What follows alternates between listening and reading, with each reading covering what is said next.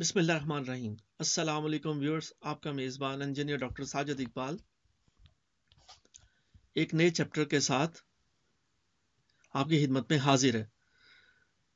इस वीडियो का और चैप्टर का टाइटल है नफ्सियाती जंग।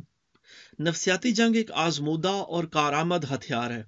इससे दुश्मन के होशो हवास पर कारी ज़रब लगाई जा सकती है और दुश्मन की सोच को मस्क और दिमाग को माऊफ किया जा सकता है।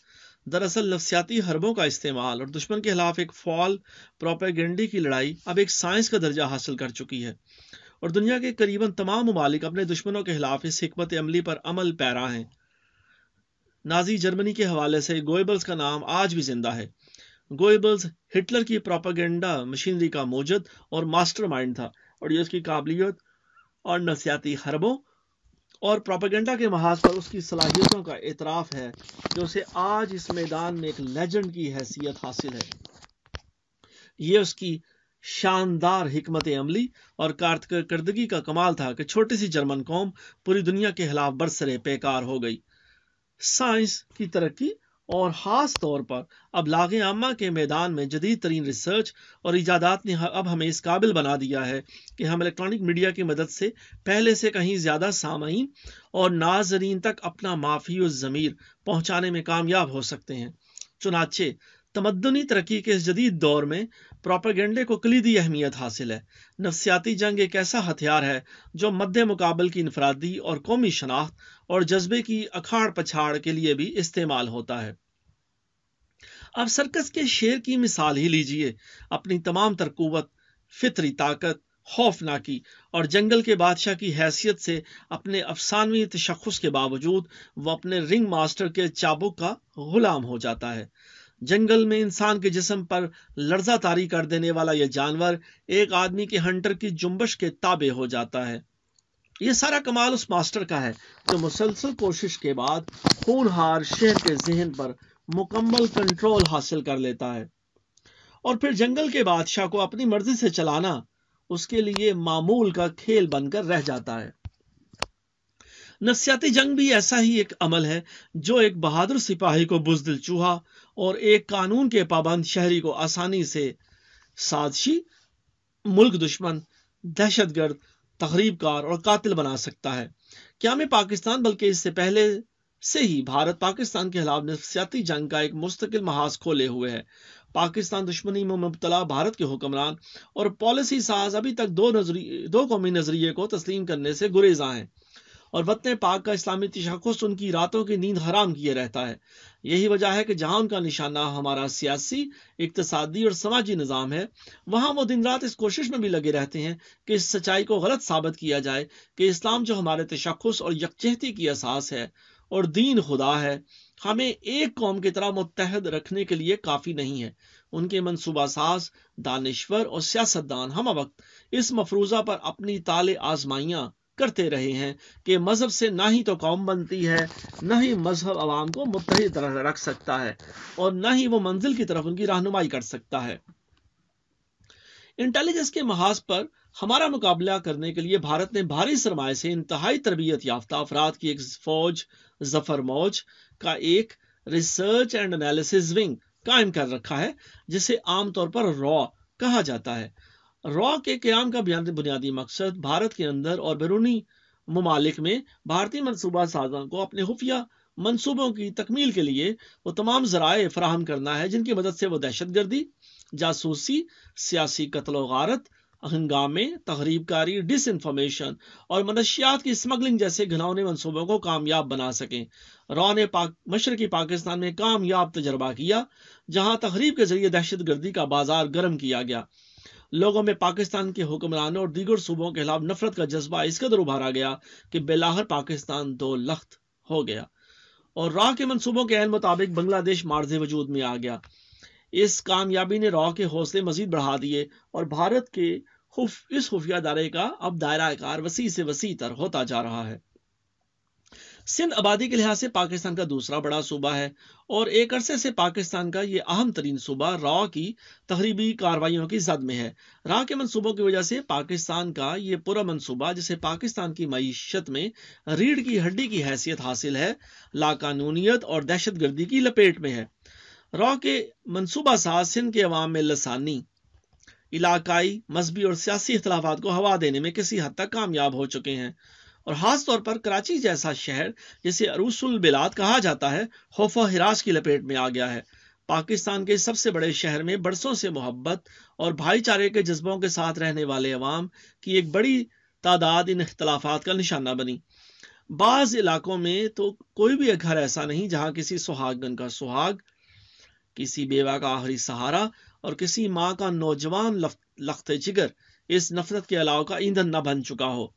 افسوسناک بات یہ ہے کہ ہم جو ایک خدا، ایک رسول اور ایک کتاب اور ایک پاکستان کی سلامتی پر ایمان رکھنے والے ہیں اور رحمت للعالمین صلی اللہ علیہ وآلہ وسلم کی امت کہلاتے ہیں، اس قدر بے رحم ہو چکے ہیں کہ ایک دوسرے کا گلا کاٹتے ہوئے ہمیں احساس تک نہیں ہوتا کہ دشمن اپنی چال چل رہا ہے، اور اس طرح وہ ہمیں ٹکڑوں اور گروہوں میں تقسیم کر کے کامیابی حاصل کرنا چاہتا ہے۔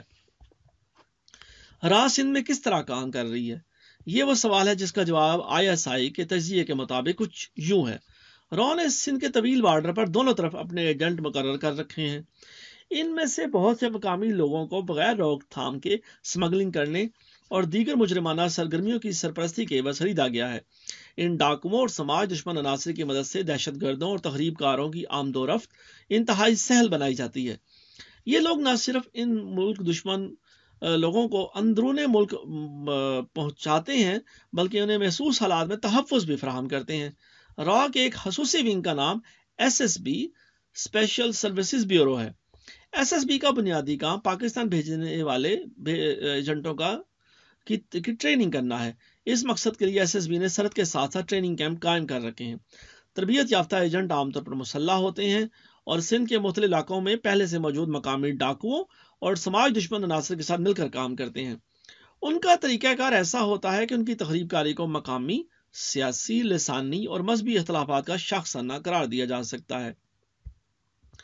ان کی سرگرمیاں عام شہریوں کے جذبات کو ابھارنے میں معاون ثابت ہوتی ہیں، جس کے نتیجے میں کچھ مقامی لوگ بھی ایک دوسرے کے خلاف مسلح کارروائیاں شروع کر دیتے ہیں، اور اس کا فائدہ بہرحال دشمن کو پہنچتا ہے۔ دکھ کی بات یہ ہے کہ اپنی کم فہمی، لا علمی اور قومی مفاد سے کمٹمنٹ نہ ہونے کے باعث ہم دشمن کی ڈس انفارمیشن، ملک دشمن پروپیگنڈے اور تخریبی منصوبوں کے جال میں نہایت آسانی سے پھنس جاتے ہیں، اور ہم دشمن کے منصوبے کے عین مطابق اپنے تمام درینہ رشتوں، سماجی تعلقات اور بندھنوں کو بھلا دیتے ہیں، اور یوں قومی یکجہتی کی دیوار میں اپنے ہاتھ سے دراڑیں ڈال دیتے ہیں۔ نچلے درجے کے ان تخریب کاروں اور دہشت گردوں کے علاوہ را کا اگلا ٹارگٹ ہمارے اعلیٰ سیاسی، سماجی اور دانشور حلقے ہیں۔ ان حلقوں کی مدد سے را کو اپنے منتخب ایجنٹ، جن میں خواتین بھی شامل ہیں، ان اعلیٰ سرکاری دفاتر اور اداروں تک پہنچانے میں مدد ملتی ہے جہاں قومی نوعیت کے فیصلے ہوتے ہیں۔ یہاں یہ ایجنٹ اس حد تک سے رسائی حاصل کر لیتے ہیں کہ بعض اوقات ان اداروں کے اعلیٰ عہدیداروں کے فیصلوں پر بھی اثر انداز ہوتے ہیں اور ان سے دشمن کے حق میں فیصلے کروانے میں کامیاب ہو جاتے ہیں۔ ان ایجنٹوں کو بھارتی سفارت خانے یا قونصلیٹ میں موجود انٹیلیجنس آفیسر سے احکامات ملتے ہیں۔ اداروں کے یہ خفیہ افسران اکثر اوقات خود بھی سیاست دانوں اور عوامی رہنماؤں سے رابطے کرتے ہیں اور انہیں مالی امداد کے علاوہ مفید مشوروں سے بھی نوازتے ہیں۔ سب سے زیادہ کنفیوژن کی صورت اس وقت پیدا ہوتی ہے جب انتہائی تربیت یافتہ اور باخبر ایجنٹوں کو ہمارے سیکیورٹی اور قانون نافذ کرنے والے اداروں تک رسائی حاصل ہو جاتی ہے اور ان اداروں کے اہلکار بن جاتے ہیں۔ چنانچہ یہ ادارے ان جہلی اہلکاروں کی رپورٹوں پر یقین کر لیتے ہیں اور شاذ و نادر ہی ان کی فراہم کی گئی گمراہ کن اطلاعات کو کراس چیک کرنے کی ضرورت محسوس کرتے ہیں۔ دشمن کی ان مربوط سرگرمیوں کا نتیجہ یہ ہے کہ سندھ ایک عرصے سے شدید قسم کی لسانی، سیاسی اور گروہی چپکلش میں مبتلا ہے اور وہاں امن عامہ کی حالت روز بروز بگڑتی جا رہی ہے۔ اس صورتحال کو بہتر بنانے اور کراچی کو خاص طور پر پھر سے امن کا گہوارہ بنانے کے لیے ہمیں دشمن کے عزائم کو سمجھنا ہوگا، اپنی صفوں میں موجود دشمن کے ایجنٹوں کی نشاندہی کرنا ہوگی۔ صورتحال کا تقاضا بھی یہی ہے کہ ہم ایسے حالات پیدا ہی نہ ہونے دیں جن سے دشمن اپنے مذموم مقاصد کی تکمیل کر سکے۔ ہمیں ہر حال میں خود کو دشمن کے ہاتھوں میں کھلونا بننے سے بچانا ہوگا۔ سیکشن ہے مقبوضہ کشمیر۔ را درج ذیل مقاصد کی تکمیل کے لیے کشمیر نفسیاتی جد و جہد کی جنگ لڑ رہی ہے۔ نمبر 1، کشمیریوں کو پاکستان کی سیاسی، سفارتی اور اخلاقی امداد سے محروم کرنا۔ نمبر 2، مجاہدین کے مختلف گروپوں میں نظریاتی اختلافات پیدا کر کے انہیں آپس میں الجھانا۔ 3 نمبر، کشمیری مجاہدین کے جذبوں کو سرد کرنا۔ نمبر 4، عالمی سطح پر پاکستان کے خلاف اس قدر پروپیگنڈا کرنا کہ اسے دہشت گرد ملک قرار دلوایا جا سکے۔ نمبر 5، عام کشمیریوں کے دلوں میں مجاہدین کے خلاف نفرت پیدا کرنا۔ 6 نمبر، عالمی سطح پر آزادی کے سپاہیوں کو دہشت گردوں کے روپ میں پیش کرنا۔ را نے کشمیریوں کے حق خود ارادیت کو اپنی طویل جدوجہد میں پاکستان کی حمایت سے محروم کرنے کی بے انتہا کوششیں کی۔ بھارت کے ذرائع ابلاغ دن رات اس پروپیگنڈے میں مصروف رہتے ہیں کہ پاکستان آزاد جموں کشمیر کے عوام کے ساتھ مساوی سلوک نہیں کرتا، جس کی وہ یہ دلیل دیتے ہیں کہ پاکستان کے دیگر علاقوں کی نسبت آزاد کشمیر میں بہت کم ترقی ہوئی ہے۔ مقبوضہ کشمیر سے ہجرت کرنے والے کشمیریوں کی آزاد کشمیر میں مناسب دیکھ بھال نہیں کی جاتی۔ پاکستان اپنے علاقائی، لسانی اور مذہبی جھگڑوں میں اس قدر الجھا ہوا ہے کہ کشمیریوں کے روزمرہ کے مسائل اور ان کا معیار زندگی بہتر کرنے کی طرف توجہ نہیں دے سکتا، اور یہ کہ پاکستان بجائے خود آزادی یا خود مختاری کی کسی اسلامی تحریک کے لیے ایک ماڈل کی حیثیت نہیں رکھتا۔ مجاہدین کے مختلف گروپوں میں نفرت اور اختلافات پیدا کرنے کے لیے گروپ کے شہداء کے ناموں کا اعلان کرتے ہوئے بھارتی ذرائع ابلاغ بڑے وثوق سے اس بات کی تشہیر کرتے ہیں کہ انہیں مخالف گروپ کے مجاہدین نے ہلاک کیا ہے۔ اس پروپیگنڈے سے را 2 مقاصد حاصل کرنا چاہتی ہے۔ اول، یہ کہ کشمیری مجاہدین کے مختلف گروپوں میں غلط فہمیاں پیدا کی جا سکیں، اور دوم، یہ کہ دنیا کو بتایا جائے کہ ان مجاہدین کی شہادت بھارتی فوج کے ہاتھوں نہیں ہوئی، بلکہ انہیں کشمیر میں سیاسی برتری حاصل کرنے کی خاطر لڑنے والے ان کے مخالف گروپ نے ہلاک کیا ہے۔ بھارتی اخبارات اور ذرائع ابلاغ مجاہدین کی ہلاکت اور ہتھیاروں کی برآمدگی کی خبروں کو خاص اہمیت دیتے ہیں تاکہ جدوجہد میں مصروف مجاہدین کے حوصلے پست کیے جائیں۔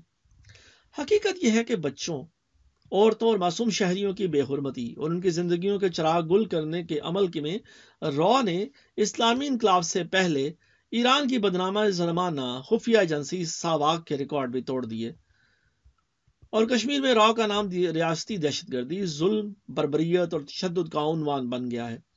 مجاہدین کی ماں اور بہنوں کے بال منڈوا دیے جاتے ہیں، شہیدوں کی بیواؤں کو بھی پکڑ لیا جاتا ہے اور ان کی بے حرمتی کی جاتی ہے۔ بھارتی سیکیورٹی فورسز زیر حراست مجاہدین پر بدترین تشدد کرتی ہیں۔ ان زیر حراست مجاہدین پر اس قدر جسمانی اور نفسیاتی تشدد کیا جاتا ہے کہ وہ رہائی کے بعد دوسروں کے لیے عبرت کی مثال بن جائیں۔ تفتیش کے دوران تشدد سے ہلاک ہونے والوں کی لاشیں بھی ان کے ورثاء کے حوالے نہیں کی جاتی، بلکہ انہیں سرے عام لٹکا دیا جاتا ہے۔ بازاروں میں بھی ان کی بے حرمتی کی جاتی ہے تاکہ ان کے ورثاء کے حوصلے جواب دے جائیں۔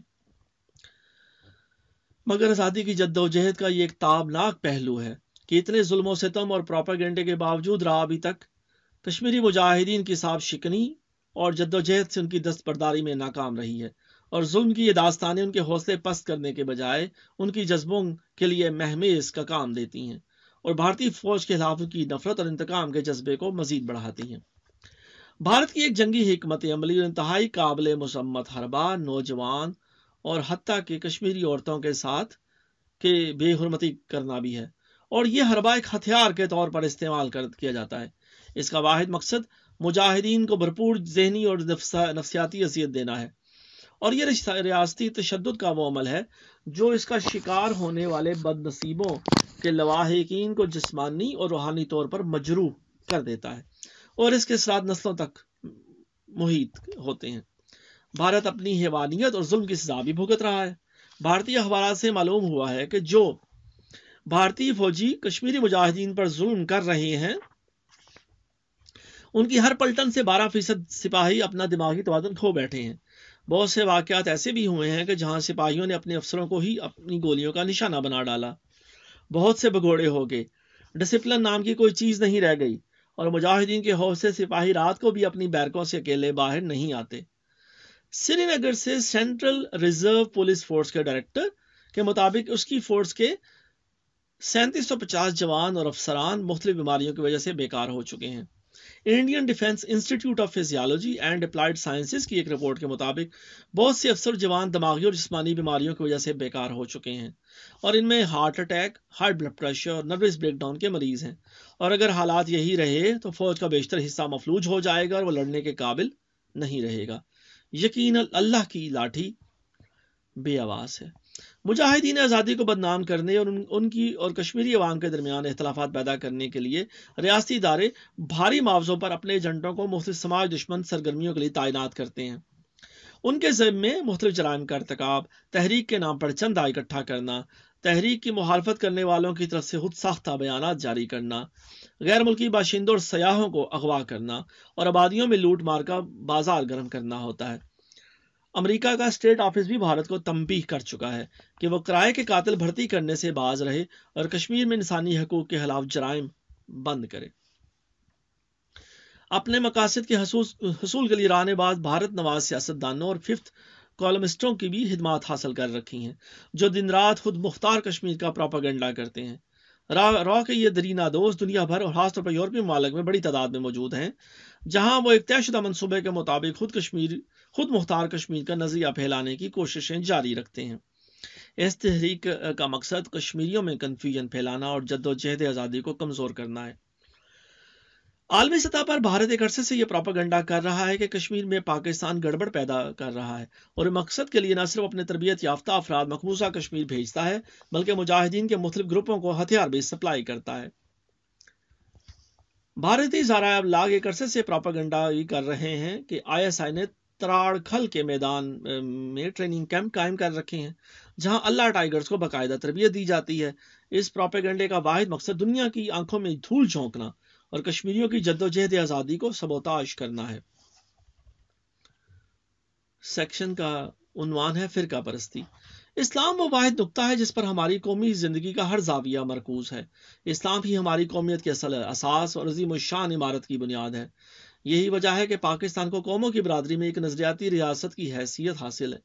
چنانچہ ہمارے دشمنوں کا پہلا اور اہم ہدف ہمارا اسلامی تشخص ہی ہے۔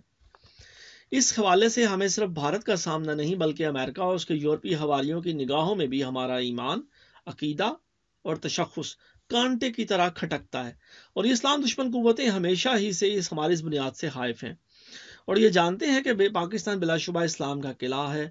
وہ ہمہ وقت ہماری اس قوت پر ضرب لگانے میں مصروف رہتی ہیں، اور ان کی کوشش ہے کہ ہمیں اسلامی قوت بننے سے روکنے کے لیے ہمارے اندر گروہی، مذہبی، لسانی اور ثقافتی اختلافات کو اس قدر ہوا دی جائے کہ بالآخر ہم ٹکڑوں میں بٹ جائیں اور یوں ہماری وہ قوت زائل ہو جائے جو ہماری نظریاتی اساس ہے۔ اس مقصد کے حصول کے لیے پاکستان کے کونے کونے میں اسلامی مکتبوں کا ایک ایسا جال پھیلا دیا گیا ہے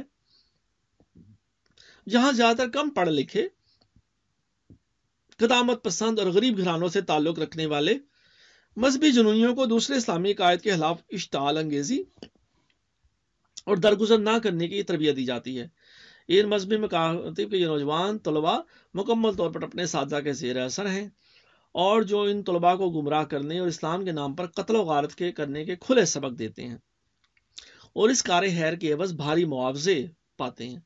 ان کی کارکردگی اتحاد بین المسلمین کے بنیادی تصور کو ملیا میٹ کر کے رکھ دیتی ہے، اور ان عاقبت نااندیشوں کا یہ شیطانی فعل گلیوں اور بازاروں میں معصوم انسانوں کا لہو بہانے کا موجب بنتا ہے۔ چنانچہ اس حقیقت سے کوئی ذی فہم انکار نہیں کر سکتا کہ مذہبی منافرت کا یہ بڑھتا ہوا طوفان پاکستان کی قومی سالمیت کے لیے زہر قاتل کی حیثیت رکھتا ہے۔ بدقسمتی تو یہ ہے کہ ہمارے ہاں مذہبی جنونیوں کی ایک بڑی تعداد دشمن کی چال کا شکار ہو چکی ہے، اور ایک دوسرے کے خلاف عقیدے کی بنیاد پر دشمن کا پھیلایا ہوا نفرت کا یہ جال مضبوط سے مضبوط تر ہوتا جا رہا ہے، اور خدشہ اس بات کا ہے کہ کہیں یہ افرید مسلح افواج اور اعلیٰ سرکاری عہدیداروں میں نہ گھس جائے۔ اگر ایسا ہوا تو پھر ہمیں اپنی تباہی کے لیے دشمن کی ضرورت نہیں رہے گی اور ہم اپنی ہاتھوں اپنی قومی سالمیت کا خود ہی گلا گھونٹ دیں گے۔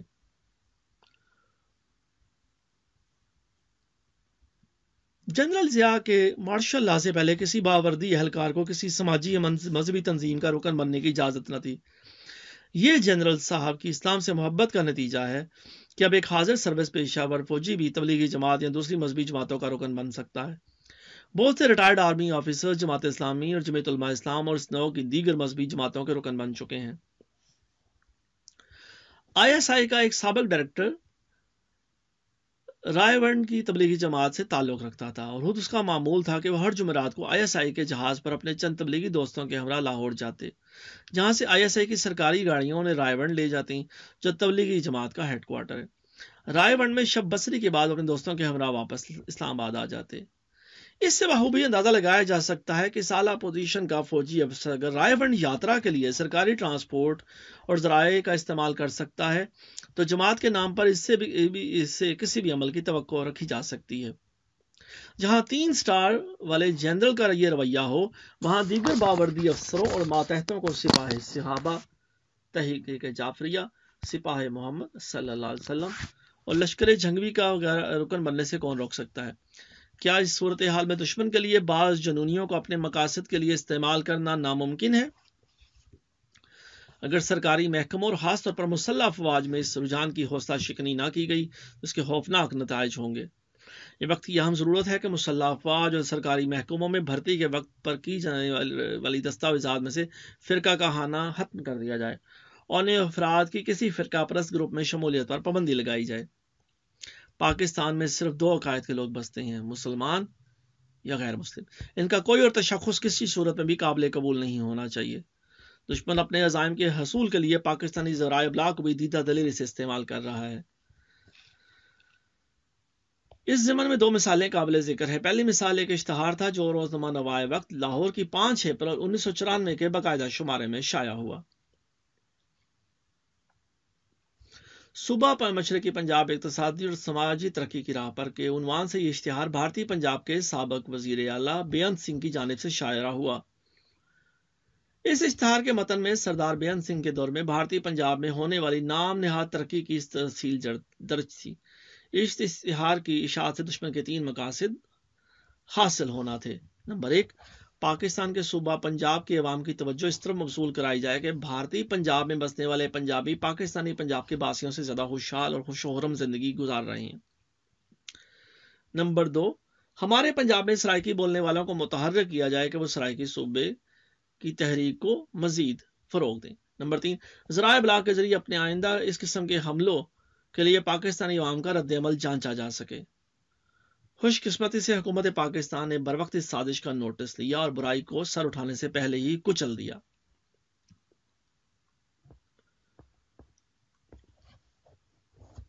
بھارت کے معروف فری لانس صحافی کلدیپ نیر کا ایک مضمون جو انگریزی روزنامہ دی نیشن کے 13 اپریل 1994 کے شمارے میں شائع ہوا، وہ بھی قابل غور اور تحقیق ہے۔ موصول لاہور میں ایک شادی کی تقریب میں گئے اور وہاں کچھ پاکستانی سیاستدانوں سے ان کی ملاقات ہوئی۔ اس پر انہوں نے ایک مضمون لکھ ڈالا۔ یہ مضمون پروپیگنڈا کے طالب علموں کو ضرور پڑھنا چاہیے۔ اس کے چند اقتباسات پیش خدمت ہیں۔ پاکستان ایک اپاہج معاشرہ، نئی دہلی سے ایک تجزیہ، کلدیپ نیر۔ جنیوا میں کشمیر میں انسانی حقوق کی پامالی کے بارے میں پاکستان کی طرف سے اپنی قرارداد واپس لینے پر تبصرہ کرتے ہوئے air marshal retired Oscar Khan نے کہا کہ جنیوا میں یہ پاکستان کی شکست 1971 میں ڈھاکہ میں ہونے والی شکست سے بھی بدتر ہے۔ فرق صرف اتنا ہے کہ جنیوا میں پاکستان ایک سیاسی لڑائی ہارا ہے جبکہ ڈھاکہ میں اس کو فوجی شکست ہوئی۔ میں نے پہلی دفعہ پاکستانیوں کی سوچ کو اس قدر مایوسی کا شکار دیکھا ہے، اور اب وہ برملا کہتے ہیں کہ اپنے محدود قومی وسائل اور جغرافیائی حدود دربا کی بنا پر ہم محض زندہ ہی رہ سکتے ہیں، اپنے ملک کو جنت کا نمونہ نہیں بنا سکتے۔ ان کا کہنا ہے کہ بھارت کی صورتحال پاکستان کے مقابلے میں کہیں بہتر ہے۔ پاکستانی عوام بہت مایوسی کا شکار ہیں کہ اب وہ جنگی محاذ پر بھارت کو شکست دینے کا خیال بھی دل میں نہیں لاتے۔ ایک اور ایڈیٹر صاحب کا یہ خیال ہے کہ بھارت سے ایک اور جنگ کا مطلب پاکستان کا مکمل خاتمہ۔ ہم اتنے بیوقوف اور کم علم بھی نہیں کہ نوشتہ دیوار نہ پڑھ سکیں۔ اب پاکستان میں کہیں بھی بھارت کے ساتھ جنگ اور اسے کرش کرنے کی باتیں نہیں ہوتی، مگر بھارت کے خلاف نفرت اور غیظ و غضب کی جنونی کیفیت پاکستان میں ابھی تک موجود ہے۔ تاہم اس غضب کے پیچھے کہیں کہیں کشادہ دلی کا عنصر بھی موجود ہے۔ پاکستانیوں کی محبت کا ایک ثبوت اس وقت میرے مشاہدے میں آیا جب پاکستان کی خفیہ ایجنسی کا اہلکار مسلسل میرا پیچھا کر رہا تھا۔ ہمیں یہ حقیقت پہلے معلوم ہو چکی تھی کیونکہ وہ میرے ڈرائیور سے گپ شپ لگا چکے تھے۔ ڈرائیور نے مجھے بتایا کہ ہرے رنگ کی ایک جیپ ہمارے ساتھ ساتھ ہے. وہ بھی ہم پر اتنے مہربان تھے کہ ایک بار جب ہم لاہور کی لبرٹی مارکیٹ میں راستہ بھول گئے تو انہوں نے کمال ہمدردی سے ہماری رہنمائی کی. بہت سے پاکستانی بھارتی پرائم منسٹر نرسیما راؤ کے استدلال اور رویے سے حسد کرتے ہیں اور ان کی خواہش ہے کہ پاکستان کے سیاسی لیڈران بے نظیر بھٹو، نواز شریف ان سے کوئی سبق سیکھیں. وہ بھارت کے سیاسی اداروں کے استحکام کے بڑے مداح ہیں. ان کا کہنا ہے کہ آپ کے پاس ایک مضبوط نظام ہے جو کامیابی سے چل رہا ہے. پاکستان کے نامور ماہر اقتصادیات نے تو یہاں تک کہہ رکھا ہے کہ ہمارے ہاں تو ابھی تک نظام کی بنیاد ہی نہیں رکھی گئی، اور اس حوالے سے جو تھوڑا بہت کچھ تھا وہ پاکستان کے مختلف حکمرانوں نے برباد کر دیا. میں نے کلدیپ نیر کے اس مضمون کے جواب میں دی مسلم اسلام آباد کے کالم فورم میں 16 اپریل کو ایک مراسلہ لکھا جن سے چند اقتباسات پیش خدمت ہیں. کلدیپ نیر سے ہوشیار رہیں. کلدیپ نیر کا دی نیشن کے 13 اپریل کے شمارے میں شائع ہونے والا مضمون پاکستان ایک اپاہج معاشرہ، نفسیاتی جنگ کی بدترین مثال ہے. اسے نفسیاتی جنگ کے آڑ میں مہارت رکھنے والے ماسٹر کی تدریسی کتاب کا ایک ورک قرار دیا جا سکتا ہے. کلدیپ نیر نے اپنے اس مضمون میں اپنے خیالات کو بدنیتی اور چالاکی سے پاکستانی سیاستدانوں، صحافیوں اور عوامی نمائندوں کے افکار کے روپ میں پیش کیا. کلدیپ نیر نے اپنے مضمون میں نہ صرف پاکستان کی سیاسی صورتحال کی ایک گمبھیر تصویر پیش کرنے کی کوشش کی بلکہ پاکستان کے اقتصادی مستقبل کا ایک تاریخی خاکہ بھی پیش کیا اور اپنے تصوراتی ذرائع سے ثابت کرنے کی کوشش کی کہ پاکستان کا سارا کاروباری حیات کسی نظام کے بغیر چل رہا ہے. اس مضمون میں اپنے الفاظ ایک اخباری ایڈیٹر کے منہ میں ڈالے گئے کہ فوجی محاذ پر پاکستان کا بھارت سے کوئی مقابلہ نہیں اور اب جنگ کی صورت میں پاکستان کا خاتمہ یقینی ہے. یہ پاکستانی قوم کی حوصلہ شکنی اور ہمارا مورال پست کرنے کی ایک بھونڈی کوشش ہے. اس معاملے میں ہمارے ماہرین کا نقطہ نظر بہت مختلف ہے. ہمارے چیف آف آرمی اسٹاف کا کہنا ہے کہ پاکستانی افواج کسی بھی حملہ آور کو بدترین شکست دینے کی بھرپور صلاحیت رکھتی ہیں. کلدیپ نیر ہماری طرف سے یہ پیغام لے کر گھر کو لوٹیں کہ مستقبل میں بھارت کو پاکستان کے ساتھ کوئی عسکری ایڈونچر انتہائی مہنگا پڑے گا اور ہم انہیں ایسا گھونسا رسید کریں گے کہ بھارت اپنے اصل چہرے کی پہچان بھول جائے گا. اصل حقیقت ہے کہ 1971 کی جنگ کے بعد بھارتی جنتا پاکستان کی جانب سے ایک مستقل نفسیاتی دباؤ اور خوف کی صورتحال کا شکار ہے. بھارت کو یہ حقیقت اچھی طرح معلوم ہے کہ پاکستانی قوم کس دھات سے بنی ہے اور کسی بھی قومی ابتلا اور مصیبت کی گھڑی میں ہم دشمن کو منہ توڑ جواب دینے کی کس قدر قوت اور صلاحیت رکھتے ہیں. دوسری طرف چین، پاکستان، ایران اور افغانستان کے متوقع مشترکہ بلاک کا ہو بھارت کو مسلسل اس بات پر مجبور کر رہا ہے کہ اس تصور کو ہی وجود میں نہ آنے دے. اس ضمن میں اس کی بھرپور کوشش یہ ہے کہ کم از کم ایران یا چین کو پاکستان کی دوستی کے محور سے دور رکھا جائے. اس سلسلے میں بھارتی حکومت فریقین کی فوجی اور سیاسی صورتحال پر بھی نظر رکھے ہوئے ہے اور اس حوالے سے وہ ایسی سازشیں کرنے میں مصروف ہے جن کے نتیجے میں ہمارا باہمی اتحاد نہ ہو سکے. بھارت کی یہ بھی کوشش ہے کہ پاکستان کے ساتھ ایران اور چین کی وفاداری کے حوالے سے پاکستانی عوام میں یہ غلط فہمی اور نفرت کا بیج بویا جا سکے. سیکشن ہے بھارت کی اپنی حالت. بھارت کے اخبارات اور لیڈر مسلسل پاکستان کے خلاف پروپیگنڈا کرنے میں لگے ہیں اور کوئی موقع ہاتھ سے جانے نہیں دیتے. سوال یہ ہے بھارت کی اپنی حالت کیا ہے؟ ایک طرف تو بھارت کی 14 ریاستوں میں آزادی کی جنگ جاری ہے. خالستان، میزورام، تریپورا، میگھالیہ، ناگالینڈ، اروناچل پردیش، بوڈو لینڈ، گورکھا لینڈ وغیرہ وغیرہ. ان ریاستوں میں ذاتی پسند نوجوانوں نے اپنی علیحدہ حکومتیں برقرار رکھی ہیں جو باقاعدہ ٹیکس لیتی ہیں اور خود اپنی ریاست کا کاروبار چلاتی ہیں. فوج کی حالت یہ ہے کہ فوج میں کوئی بھرتی ہونے کے لیے نہیں آتا. فوج میں 20,000 آفیسر کم ہیں اور یہ تعداد 400 افسران فی سال کے حساب سے مزید کم ہو رہی ہے.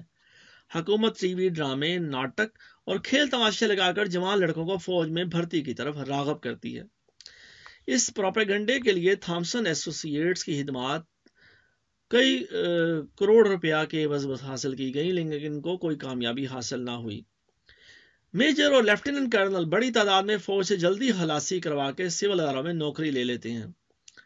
5 سال کے شارٹ سروس کمیشن کے لیے پچھلے سال آفیسرز ٹریننگ اکیڈمی مدراس میں جہاں 475 سیٹیں ہیں صرف 37 لڑکے آئے. بھارت کی ہوائی فوج میں جہازوں کے کریش کا ریکارڈ دنیا میں بدترین ہے. پائلٹ جہازوں کو اڑتے ہوئے تابوت کہہ کر اڑانے سے گریز کرتے ہیں۔ ٹیکنیشین اتنے کم ہیں کہ جہازوں کی دیکھ بھال نہیں ہو سکتی۔ کچھ عرصہ پہلے زمینی عملے نے تھوڑی تنخواہ کے خلاف ہڑتال کر دی تھی۔ کلدیپ نیر کے آئیڈیل پردھان منتری نرسمہا راؤ پر رشوت، بے ایمانی اور دھوکہ دہی کے مقدمات چل رہے ہیں، اور شاید وہ ہمیشہ ہمیشہ کے لیے بھارت کی سیاست کا بدنما داغ اور ایک گالی بن جائیں۔ سیاسی حالات کا اندازہ لگانے کے لیے بھارت ہی کے اخبارات سے چند سرخیاں کافی ہیں۔ گاندھی جی نے کردار کو ترجیح دی تھی جو غلامی کے دور میں کچل دیا گیا، لیکن ہم نے ذاتی مفادات کی دوڑ میں سب کچھ کھو دیا۔ ہماری تمام تر خرابیاں ہمارے وزیروں، لوک سبھا کے ممبران، ان کے رشتہ داروں اور بچوں کے واہیات اور رئیسانہ زندگی گزارنے کے طریقے سے پیدا ہوئیں۔ ہماری سیاست بے ایمانوں، غنڈوں، رسا گیروں اور جرائم پیشہ لوگوں کے ہاتھوں میں جا چکی ہے۔ اندرجیت، ہندوستان ٹائمز، 1 اکتوبر 1997۔ ہمارے لیے آزادی کے 50 سال مکمل کر لینا خوشی منانے کا کون سا موقع ہے؟ کیا ہم نے اس آزادی کے لیے جیلیں نہیں کاٹی اور سختیاں نہیں جھیلی؟ کیا آج ہمیں 2 وقت کی دال روٹی بھی کھانے کے لیے نصیب نہیں؟ سب کچھ ہی تو کرپشن اور بے ایمانی کے ہاتھوں برباد ہو چکا، کچھ بھی تو باقی نہیں بچا۔ پی پی ایس گل، دی ٹریبیون، 29 اگست 1997۔ آج کل کرپشن انتہا کو پہنچ چکی ہے۔ رشوت اور کک بیک سرکاری کاروبار کا حصہ بن چکے ہیں۔ آج کل بجٹ کا زیادہ حصہ سرکاری افسروں کے لیے مخصوص ہے۔ راکیش، دی ٹریبیون، 29 اگست 1997۔ بھارتی اخبارات پڑھنے سے یقین ہو جاتا ہے کہ روس اور یوگوسلاویہ کی طرح اب بھارت کا ٹوٹنا بھی اس کی تقدیر میں لکھ